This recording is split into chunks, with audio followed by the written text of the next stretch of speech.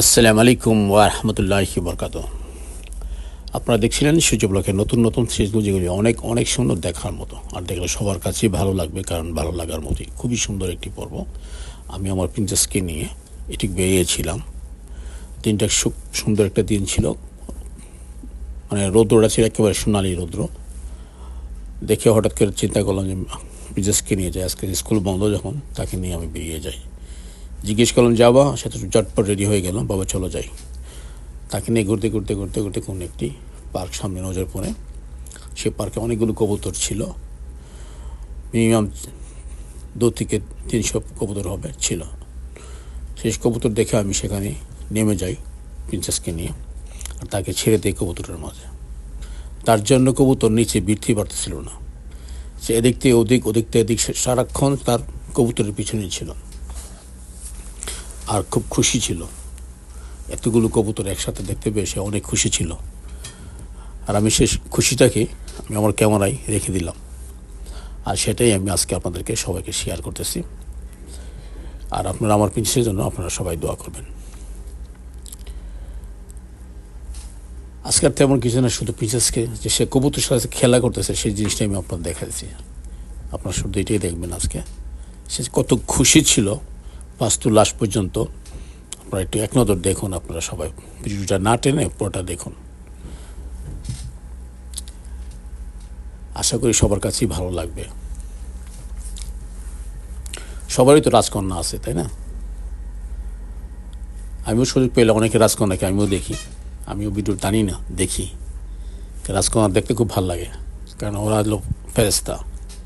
তাদেরকে দেখলেও মনটা অনেক ভরে যায়, খুশিয়ে ভরে যায়। আর যাদের রাজকন্যা নাই, তারা হয়তো দেখলে চিন্তা করে আজকে যদি আমার এমন একটা রাজকন্যা থাকতো। হবে ইনশাল্লাহ, সবারই ইনশাল্লাহ রাজকন্যা হবে ইনশাল্লাহ। যাই হোক, আপনারা সবাই ভালো থাকুন, সুস্থ থাকুন, আর দেখতে থাকুন সূর্য ব্লকের নতুন নতুন সিরিজগুলি। আর অনেক অনেক পর্ব আসতে সেগুলো দেখবেন। গার্ডেনের পর্ব আছে, কিছু ড্রিম সিটির বেশ কিছু পর্ব আমি করেছি, কিছু শুধু এডিট করা বাকি আছে, তারপর ছেড়ে দিব আপনাদের উদ্দেশ্যে। আর সব কিছু মিলিয়ে আমি আছি ভালো। এখন গার্ডেন নিয়ে একটু ব্যস্ত থাকবো, আর এখন গার্ডেনের পর্বগুলো আপনারা পাবেন।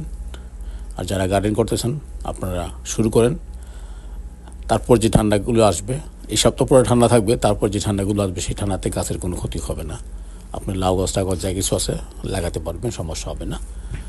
আর যারা আগে লাগিয়ে ফেলছেন লাউ গাছ, তবে লাউ গাছ যেই ঠান্ডা পড়ছে এই ঠান্ডাতে আপনার লাউ গাছ থমকে যাবে, দাঁড়িয়ে যাবে, বাড়বে না। রোদ যখন পড়বে তখন বাড়বে, কিন্তু সেই পরিমাণ ফল আসবে না, কারণ এটা থমে গিয়েছিল মাঝখানে, সেই জন্য ফল কম আসবে। যেখানে 10-20টা কদু আসার কথা, সেখানে দেখুন 5টা বা 6টা কদু, ঠিক এরকম আসবে আর কি।